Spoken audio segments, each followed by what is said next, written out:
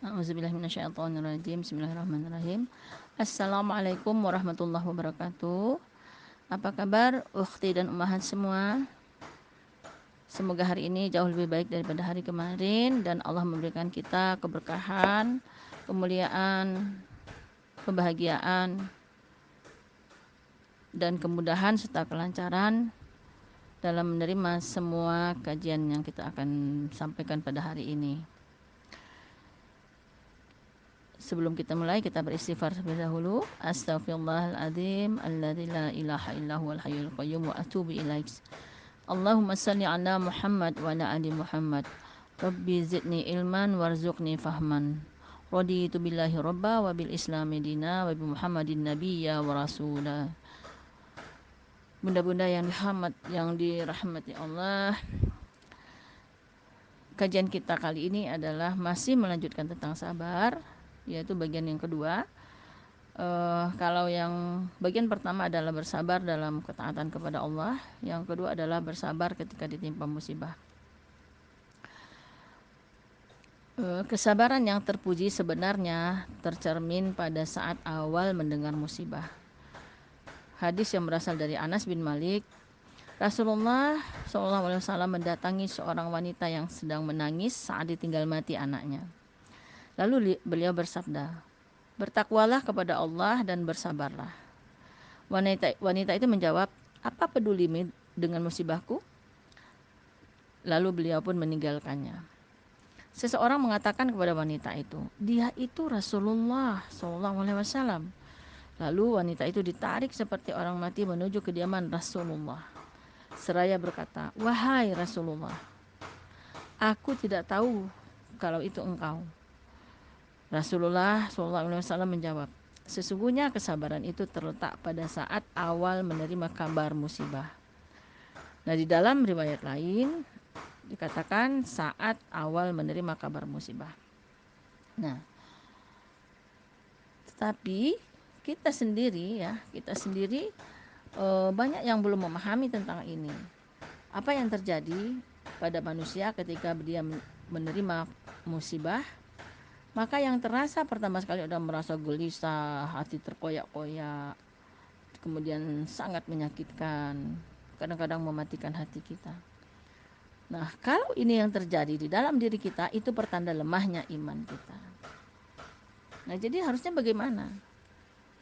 Nah, sebagai seorang mukmin ya, orang yang memang betul-betul beriman, yang sudah mendapatkan pemahaman tentang keimanan, ketakwaan, harusnya mereka percaya bahwa musibah itu merupakan pertanda cintanya Allah kepada hambanya.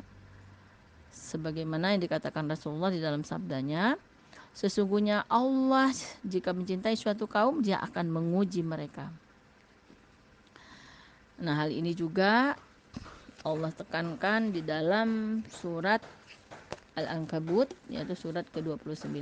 Jadi bunda-bunda yang ada Quran di dekatnya, silakan aja dibuka ya, dalam surat Al-Ankabut. Surat Al-Ankabut itu surat ke-29. Nah, itu di ayat 2-nya. Allah berfirman, "Apakah manusia mengira bahwa mereka akan dibiarkan hanya dengan mengatakan kami telah beriman dan mereka tidak diuji?" Nah, ayat 3-nya, "Dan sungguh kami telah menguji orang-orang sebelum mereka, maka Allah pasti mengetahui orang-orang yang benar dan pasti mengetahui orang-orang yang berdusta." Nah, dari ayat ini kita tahu bahwa kalau kita memang sudah mengaku beriman, aku beriman, nonsen kalau Allah belum diuji sama Allah.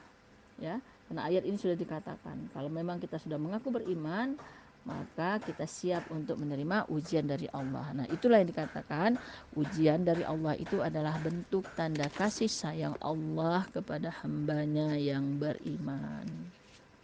Begitu ya, Bunda. Kemudian yang kedua adalah kita percaya bahwa ujian-ujian tersebut terjadi sesuai dengan derajat keimanan kita.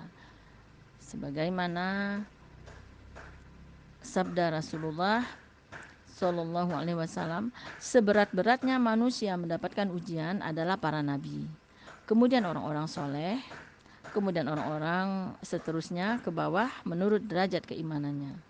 Hadis riwayat Tabrani. Kemudian Allah juga menyatakan bahwa orang-orang beriman akan diberi ujian sesuai dengan tingkat kemampuannya. Sebagaimana terdapat di dalam surat Al-Baqarah ayat 286. Ya, silakan Bunda lihat lagi dalam surat Al-Baqarah ayat 286. Sudah ketemu Bunda?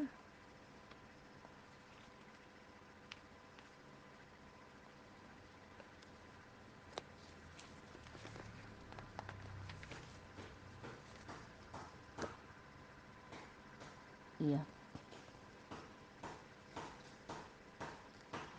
Di dalam ayat 286 ya, Allah ya, yang artinya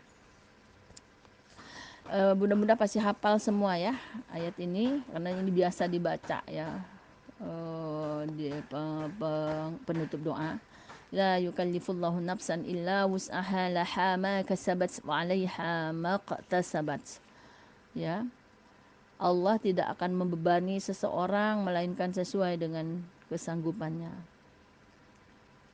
Dia akan mendapatkan pahala dari kebajikan yang dikerjakannya dan dia akan mendapatkan siksa dari kejahatan yang diperbuat mereka. Dan mereka berdoa, ya apa doanya Bunda? Rabbana la tu'akhidna in nasyina aw akhtana. Rabbana wa la tahmil alaina isran kama hamaltahu 'alal ladzina min qablina. Rabbana wa la tahmil alaina ma la taqata lana bih wa'fu 'anna waghfir lana warhamna anta maulana fansurna 'alal qaumil kafirin. Ya Tuhan kami, janganlah Engkau hukum kami jika kami lupa atau kami melakukan kesalahan. Ya Tuhan kami, janganlah Engkau bebani kami dengan beban yang berat sebagaimana Engkau bebankan kepada orang sebelum kami. Ya Tuhan kami, janganlah Engkau pikulkan kepada kami apa yang tidak sanggup kami memikulnya. Maafkanlah kami, ampunilah kami, dan rahmatilah kami. Engkaulah pelindung kami, maka tolonglah kami menghadapi orang-orang yang kafir. Nah, ini yang seharusnya kita baca Bunda apabila kita mendapatkan musibah apapun ya. Misalnya musibah sakit, kaki kita yang sakit, misalnya dada kita yang sakit misalnya. Nah, peganglah bagian yang sakit. Bacalah ayat ini dengan sepenuh rasa, dengan sepenuh hati. Insya Allah Allah akan angkat penyakit itu secara perlahan-lahan. Nah, sekarang apa yang bisa kita lakukan? Kenapa Allah berikan musibah kepada manusia? Ya. Kalau kita lihat apapun musibah yang Allah titipkan kepada manusia, itu kita lihat di dalam surat Hud ya. Di ayat terakhirnya. Kita lihat dulu Bunda. Di ayat bukan surat Hud ya, tapi surat Yunus ya. Dalam surat Yunus surat ke 10. Nah, di dalam surat Yunus ini dalam ayat 107-nya ya, silakan bunda-bunda buka lagi Al-Qur'annya. Di sini Allah berfirman, wa iyyamsaskallahu bidurrin fala kasifalahu illahu. Ya, dan jika Allah akan menimpakan suatu bencana kepadamu atau musibah kepadamu, apakah itu misalnya banjirkah ya, atau anak kita tidak luluskah, atau kebakaran kah, atau segala macam, maka atau kena penyakit lah misalnya ya. Ayat berikutnya, maka tidak ada yang dapat menghilangkannya kecuali Dia. Nah, artinya apa? Allah yang akan mendatangkan musibah itu kepada kita, dan hanya Allah jugalah yang akan menyelesaikan atau menghilangkan musibah itu dari kita. Dan jika Allah menghendaki kebaikan bagi kamu, nah kalau memang Allah kepengen kita sehat, kepengen kita keluar dari musibah itu, ayat selanjutnya, maka tidak ada yang dapat menolak karunia-Nya. Maka nggak ada yang bisa menolak karunia Allah. Kalau memang Allah sudah katakan kun fayakun, maka terjadi, maka jadilah. Maka tidak ada yang bisa menolak karunia yang dari Allah berikan kepada kita. Nah sekarang kapan dia berikan kepada kita? Dia akan memberikan kebaikan kepada siapa saja yang dia kehendaki di antara hamba-hambanya. Nah, dia maha pengampun, maha penyayang. Nah, jadi Allah akan memberikan kepada siapa yang dia kehendaki. Nah, untuk kita mendapatkan itu, supaya menjadi orang yang dikehendaki, maka belajarlah kita untuk menjadi orang yang dikehendaki oleh Allah. Apa misalnya?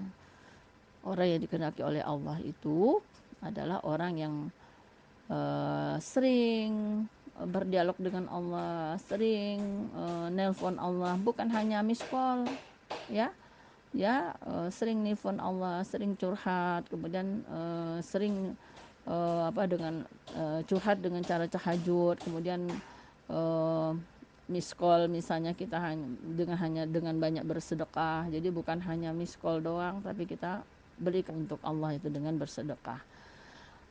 Kemudian kalau memang ingin kita jalankan sesuai dengan sunnah, maka jangan lupa jalankanlah sunnah Rasul, yaitu ada 7.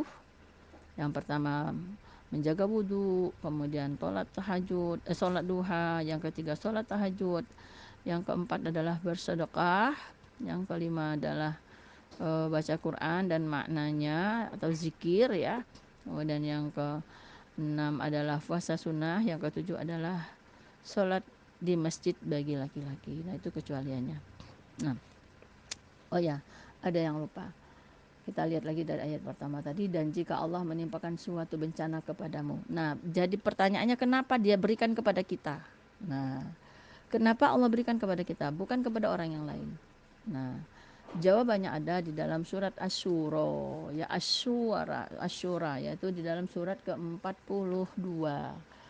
Ayat 42, surat 42 ayat 30.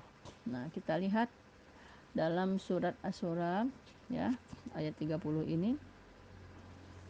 Apa kata Allah?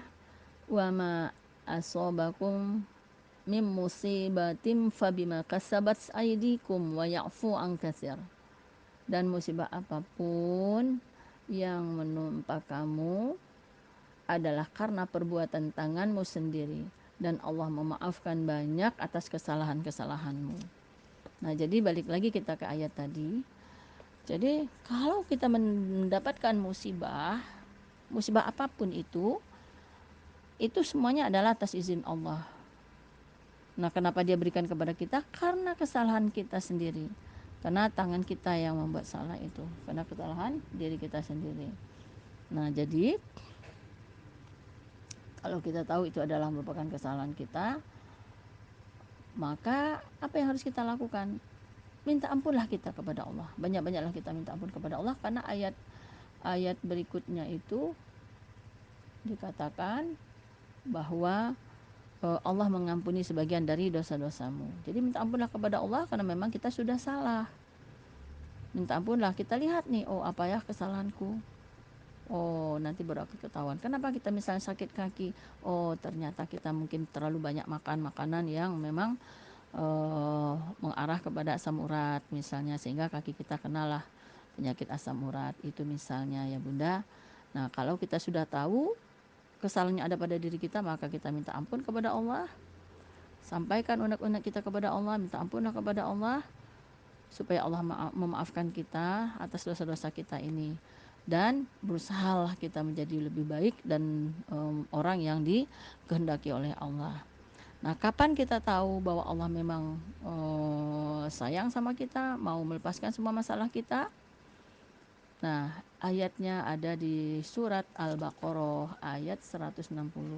Silakan Bunda lihat lagi surat Al-Baqarah ayat 160. Nah, kecuali mereka yang telah bertobat, mengadakan perbaikan dan menjelaskannya, mereka itulah yang aku terima tobatnya, dan akulah yang maha penerima tobat, maha penyayang.